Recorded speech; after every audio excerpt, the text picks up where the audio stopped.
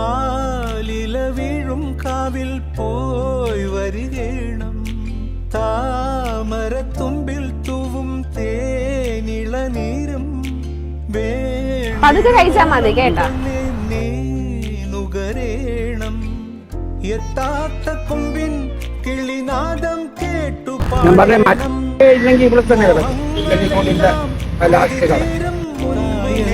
കാവൽ നിൽക്കാൻ ഞാനില്ലേ വിങ്ങും നെഞ്ചുടു. നമ്മളെ ചലഞ്ചിങ്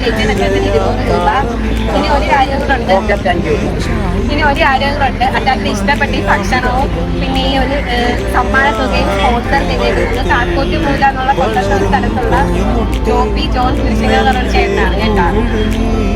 ആ ഒരു ചേട്ടന്റെ കുടുംബത്തിന് വേണ്ടി ഒന്ന് പ്രാർത്ഥിക്കണം.